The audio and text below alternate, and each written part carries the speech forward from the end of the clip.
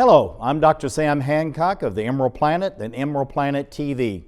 We come to you on a week-to-week basis from Washington, D.C. in the United States as we look around the globe in 144 different nations, looking for those 1,000 best practices, the technology, services, and products that are making a difference as we move through the 21st century.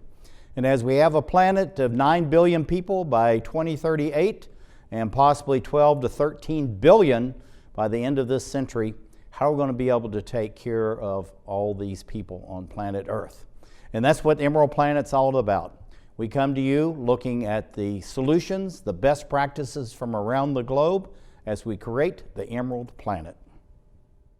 Hello, welcome to the Emerald Planet. We're making a difference as we move through the 21st century. And seeing the long-term impacts of climate change.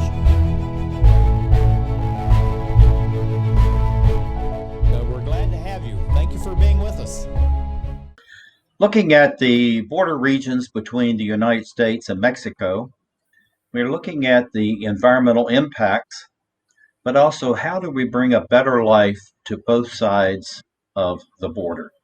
This is something critically important to the BPP. This is headed by Andy Carey, who's the executive director, but also beyond just his own local organization that's covering the entire areas of the Mexico and United States borders, is the National Advisory Committee for the U.S. EPA, the United States Environmental Protection Agency. And he serves on that National Advisory Committee, and it expands the outreach and influence of his own BPP.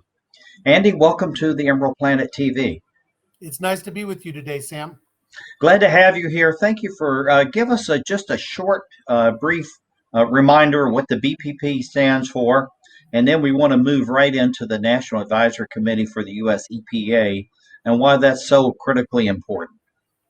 The U.S.-Mexico Border Philanthropy Partnership is a nonprofit organization that supports increased charitable giving between the U.S. and Mexico.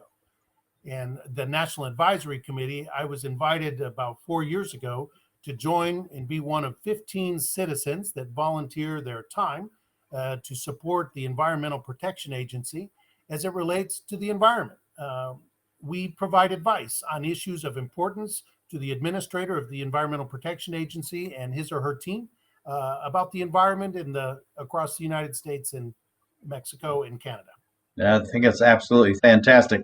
Now, looking at this photograph, this is actually about the joint. So we've actually expanded our border discussion to include Canada in this, which is very important. But the environment is everywhere. It's across the whole globe. There's no place you can go to escape it. So why is it so important to have all three nations giving advice, in essence, to the National Advisory Committee for the U.S. EPA? You know, when NAFTA was signed originally, 3 agencies were created. Each country received an agency to help promote trilateral cooperation. The United States opened the North America Development Bank in San Antonio. Canada opened the Commission for Environmental Cooperation in Montreal. And Mexico opened the Border Environmental Cooperation Commission in Ciudad Juarez in the state of Chihuahua. So looking at the work that's going on there, and we go back to this mantra and then share this with us again, as far as why does this really matter? And how does this cooperation, both with your own BPP and the U.S. EPA, really expand and leverage that influence, but also the benefits that the citizens and all nations are having? Yeah, there's over 15 million people that live in the U.S.-Mexico borderlands. Historically, the relationship around U.S.-Mexico initiatives has been handled in Washington, D.C. and Mexico City.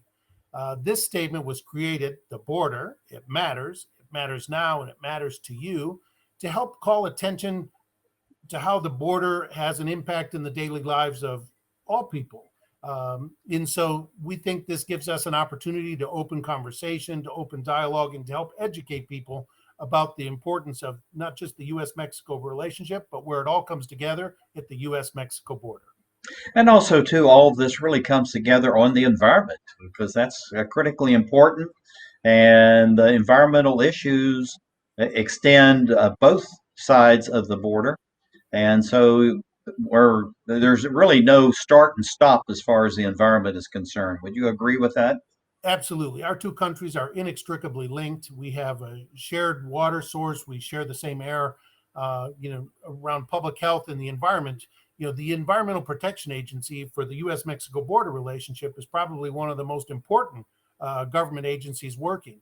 They have the U.S. Mexico Border 2020 program. We have the U.S. Mexico Border 2025 program that just launched this morning.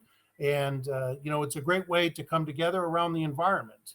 There's a lot of things happening around the circular economy. We're looking for clean air, land, and water. We have shared ecosystems, and obviously there's a lot of environmental laws that need to be enforced, and some need to be reviewed. But it's a great opportunity to come together around the environment, and the National Advisory Committee is providing critical input from 15 different citizens from across the United States and tribal lands. And so it's a great opportunity to bring together the citizenry of the three countries and to help navigate good solutions for everybody.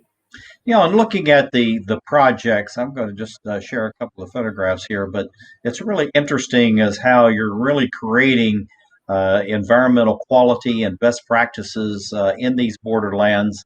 And so, why is it so important to bring together such a diverse community that we have sitting right in front of us to actually give advice not only for the borderlands, but expand across all the United States and all three countries?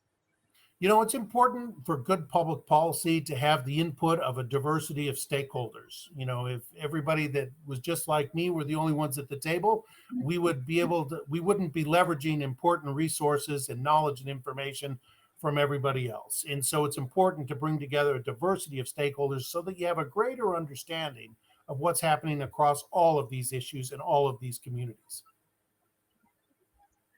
Now, looking at the thought leaders, the opinion leaders that you're bringing into the organization, I'm sure that you can tap into many different organizations, governmental, nonprofit, as well as the governmental agencies at all different levels. Why is it important to have a multi-layer approach to attracting the best talent to come in and actually give you advice?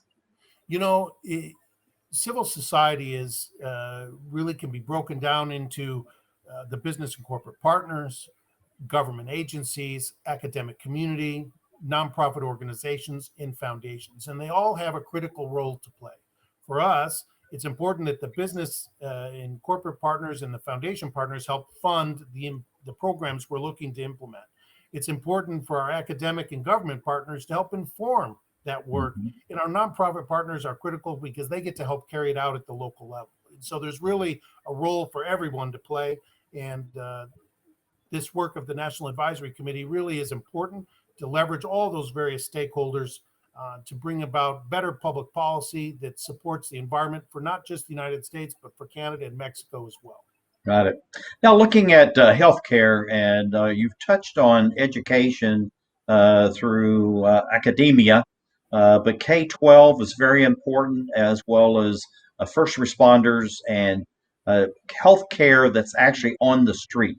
How do you incorporate that, and why is that so critically important to the health, safety, and welfare on both sides of the border? In the U.S. Mexico border region, every year we bring together partners from the Border Health Commission, the Center for Disease Control, the World Health Organization to help look at how infectious diseases are impacting our community, to come up with collaborative plans to help combat them, as well as to come up with programs that can be invested in from both sides of the border. And this is important collaborative work.